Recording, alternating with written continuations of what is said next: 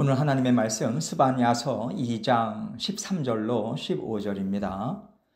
제가 읽습니다. 여호와가 북쪽을 향하여 손을 펴서 아수르를 멸하며 니느웨를 황폐하게 하여 사막같이 메마르게 하리니 각종 짐승이 그 가운데에 때로 누울 것이며 당아와 고슴도치가 그 기둥 꼭대기에 깃들이고 것들이 창에서 울 것이며 문턱이 적막하리니 백향목으로 지은 것이 벗겨졌습니다. 이는 기쁜 성이라 염려 없이 거주하며 마음속에 이르기를 오직 나만 있고 나 외에는 다른 이가 없다 하더니 어찌 이와 같이 황폐하여 들짐승이 엎드릴 곳이 되었는고 지나가는 자마다 비웃으며 손을 흔들리로다. 아멘. 하나님께서 온 세상의 주인이시라는 것을 기억하고 살아가는 것이 하나님의 살아계심과 하나님의 주권을 인정하는 것입니다. 이 세상 모든 것들 위에 하나님이 계시다. 이것이 영적으로 깨어 있어서 하나님을 알고요. 하나님의 인도하심을 따라가는 사람들의 시각인 거예요. 그런데 하나님의 자녀들마저 이런 시각을 갖지 못하고 세상의 것을 얼만큼 갖고 있고 얼만큼 휘두를 힘이 있냐, 이거 가지고 내가 어떻게 살 것인가에 대한 방향성을 정한다면요, 하나님께서 얼마나 애통이 하시겠습니까? 하나님을 기쁘시게 해드리는 것은 우리가 무언가 큰 일을 하는 게 아니에요. 하나님은 살아계시고 온 우주 만물의 주인이시다. 이거 인정하고 고백하는 것이 하나님을 기쁘시게 해드리는 가장 기본적인 거죠. 이 기본을 바탕으로 해서 작은 일이든 큰 일이든 막론하고 하나님의 주권을 인정하고요, 하나님의 인도하심을 구하고 쫓아가는 삶을 우리는 살아갈 수 있는 것입니다. 그래서 하나님께서 이스라엘 백성들에게 원하시는 것은 아수르와 같은 강대국을 비교해서 우리에게는 이게 없고 아수르에게는 이게 있으니 우리도 아수르를 따라가자, 아수르처럼 살아가자, 이런 생각을 하지 않는 거예요. 하나님께서 모든 것을 다 채워주실 수 있음에도 불구하고 이스라엘이라는 작은 나라를 허락하셨다면요, 거기에는 하나님의 크신 뜻이 담겨 있는 거 아니겠습니까? 작고 보잘것없어 보이는데도 불구하고 저 나라는 함부로 할 수가 없더라. 강대국들의 영향을 받지 않더라. 이런 것을 드러내서 그 땅에는 하나님이 계시다, 이것을 증거하기를 하나님이 바라시는 거잖아요. 하나님께서 이 뜻을 가지고 이스라엘이란 나라를 만들어 주셨다면 이스라엘 백성들 한 사람 한 사람이 이 생각으로 똘똘 뭉쳐서요, 하나님의 주권을 인정하는 것으로 나라의 안전을 구축하고 필요도 채우고 해야 하는 일들을 감당해 나가야 하는 것이죠. 오늘 말씀은요, 하나님께서 이스라엘의 주변 나라들을 심판하시겠다고 선포하시는 가운데 아수르에 대한 심판을 이제 예고하세요. 아수르가 무너진다는 것은요, 사실 그 당시로서는 상상할 수가 없는 일입니다. 그러나 하나님은 사람의 생각을 뛰어넘는 수준에서 아수르를 철저하게 심판하시겠다고 말씀하시는 거예요. 아수르를 쫓아가면 너희도 이와 같이 될 것이니 쫓던 길에서 돌이켜서 하나님께로 돌아와라. 이것을 이스라엘 백성들에게 알려주고 계시는 겁니다. 오늘 본문 13절 말씀 봅니다. 여호와가 북쪽을 향하여 손을 펴서 아수르를 멸하며 니느웨를 황폐하게 하여 사막같이 메마르게 하리니. 북이스라엘이 이미 아수르 제국에 의해서 망한 상태입니다. 그 당시에는 아수르의 손이 안 뻗쳐진 나라들이 거의 없었어요. 그러나 이제는 하나님께서 아수르에게 손을 뻗치겠다고 말씀하시는 거예요. 지금까지는 아수르가 손을 뻗기만 하면 마음 먹은 대로 차지하는 것을 허락해 주셨지만 이제 하나님께서는 아수르의 손을 무색하게 만들어 버리겠다는 거예요. 아수르의 팔에 힘을 빼시겠다라고 하는 거죠. 장차 아수르의 하나님의 손길이 어떻게 드러날 것인지, 이 말씀을 듣는 사람들이 상상할 수 있도록 이제 자세하게 말씀해 주십니다. 14절 말씀 봅니다. 각종 짐승이 그 가운데에 때로 누울 것이며 당아와 고슴도치가 그 기둥 꼭대기에 깃들이고 그것들이 창에서 울 것이며 문턱이 적막하리니 백향목으로 지은 것이 벗겨졌습니다. 아수르의 수도가 니느웨잖아요. 이 니느웨가 얼마나 황폐해지는지 각종 짐승들이 떼거지로 몰려와서요 진을 치고 살게 된다는 얘기예요. 당아와 고슴도치가 그 기둥 꼭대기에 깃들고 그것들이 창에서 울 거라고 얘기하는데요. 당아는 오늘날로 이야기하자면 펠리컨 있지 않습니까? 그 펠리컨 새를 말해요.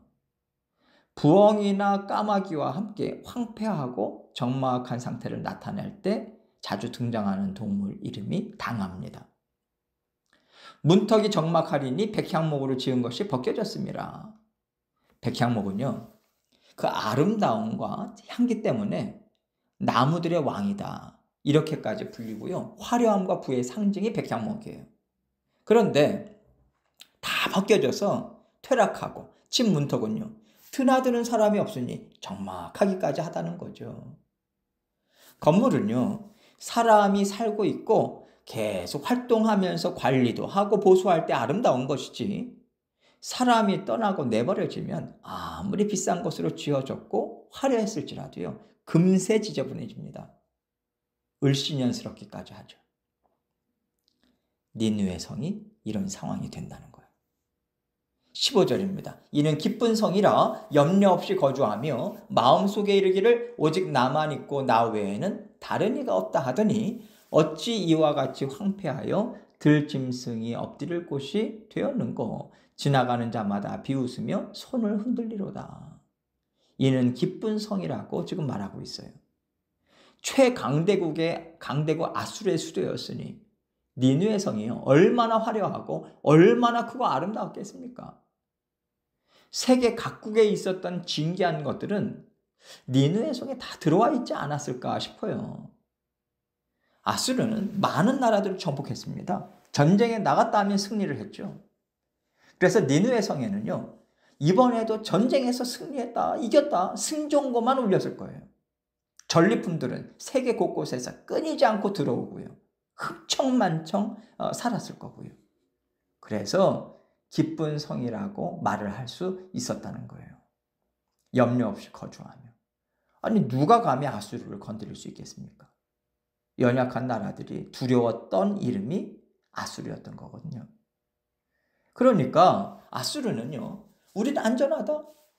니느웨 성은 세계에서 최고로 안전한 곳이야. 자부했을 것이고 마음속에 이르기를 오직 나만 있고 나 외에는 다른 이가 없다. 이 교만이 하늘 높은 줄 몰랐던 거예요. 간단하게 말하자면 자기 잘난 맛에 살았던 거죠. 나만큼 일을 이룰 수 있겠어? 나만큼 잘 살 수 있겠어? 교만함에 도취돼서요. 주변 나라들은 눈에 보이지도 않는 거죠. 그들이 어떤 고통을 당하든 그들에게 얼마나 비인격적이고 모욕적이고 죄악을 저지르고 있는지에 대해서 일말의 양심의 가책도 없는 거예요. 교만이 이렇습니다. 육신의 본성과 탐욕에만 관심을 갖고 집중하면요. 옆에 사람들은 보이지도 않아요. 나보다 못한 사람들은 내가 함부로 해도 된다. 이런 생각을 하는 게 교만의 특징이죠. 그렇기 때문에 아무 거리낌 없이 죄를 저지르는 거 아니겠어요? 아수르가 이런 상태였다라고 건데요. 그랬던 아수르가 어떻게 되는가? 황폐하게 돼서 야생짐승들이 그 땅을 차지하고요. 사람들은 가까이 갈 엄두도 못 내는 곳이 된다는 거예요. 더군다나 지나가는 자마다 비웃으며 손가락질을 할 거라고 말하고 있어요. 아수르가 선한 일을 하고 도움을 주고 더불어서 함께 살아갔었다면 이웃 나라들이 아수르의 패망을 보고 얼마나 마음 아파하겠습니까? 우리가 의지하던 나라가 이렇게 흔들렸으니 우리는 어떻게 살까 이제? 그러면서 어려움을 같이 공감했을 텐데 얼마나 악하게 했으면 망했다고 비웃고 손가락질을 당하겠어요. 이렇게 하나님을 알지 못하고요. 하나님이 세상의 주인이라고 하는 것을 비웃는 나라든 사람이든 그 어떤 존재들이든지 간에 똑같은 경멸과 비웃음을 당할 수밖에 없어요. 왜냐하면 하나님은 선하신 분이시거든요. 좋으신 분이시거든요. 하나님은 하나님께서 창조하신 피조물들이 하나님을 닮고 하나님의 가르침을 받아서 함께 살아가고 정결하고 거룩하게 살아가도록 도와주시는 분이시거든요. 그렇기 때문에 하나님을 알고 하나님의 가르침을 쫓아가는 나라나 사람들은요, 먼저 인격부터 다듬어지는 겁니다. 그래서 다른 사람의 입장을 생각하고요. 다른 사람도 나와 같이 소중한 사람으로 생각하기 때문에 함부로 대하지 않아요. 이 일이 나에게 힘들다면 저 사람에게도 힘들겠지. 항상 같은 입장에서 생각하게 되거든요. 그러나 하나님의 가르침을 마음에 받아들이고 살지 않으면요. 나 이거 하기 싫어. 그러니까 너가 해. 이렇게 되는 거죠. 그래서 그런 사람들 주변에 있는 사람들은요. 그 사람과 함께하는 것이 불편해요. 기쁘지가 않습니다. 그 사람과 함께 살려면 내가 그 사람의 무거운 짐까지 다 감당해 줘야 함께 갈 수 있잖아요. 아수르가 바로 이런 존재라는 거죠. 하나님께서 아수르 나라 그리고 하나님이 아닌 세상을 섬기는 나라들을 심판하시면서 우리에게 분명하게 가르쳐 주시는 것은 이겁니다.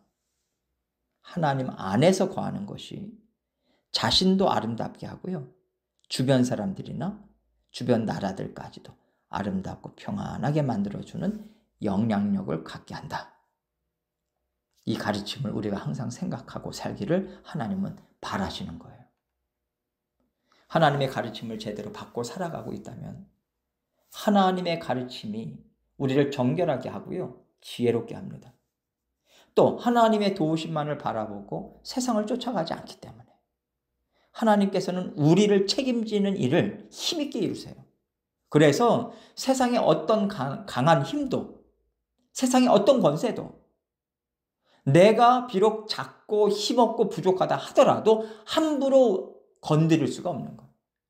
이것이 믿음의 사람들의 정체성이 되어야 하는 거죠. 하나님의 자녀라는 것. 하나님께서 나를 지키시고 돌보신다는 것. 이것을 우리가 붙잡고 살아갈 때 세상의 위협이나 가진 것이 많고 내리 누르고 모욕적으로 행하는 사람들 앞에서도 든든하게 자리를 지킬 수 있는 거예요. 우리를 함부로 할 수 없는 하나님의 지키고 돌보시는 강력한 힘이 우리 안에 딱 내재하고 계시거든요. 우리는 이 힘으로 살아가는 겁니다. 그래서 우리는 하나님의 말씀, 하나님의 주인 되심을 통해서 강한 자에게 굴하지 않고 세상의 것들에 눌리지 않고요. 담대하게 하나님만을 바라보면서 전진할 수 있어야 돼요. 하나님의 이 능력을 우리 안에 가득 채우기를 원하십니다. 채우십시오. 우리는 하나님 한 분만 의지함으로 세상의 강함과 악함에 대적하면서 살아갈 수 있습니다. 이 힘으로 하나님께서 맡겨주신 인생 넉넉히 감당해 나가시는 저와 여러분이 되시기를 주님의 이름으로 축원합니다.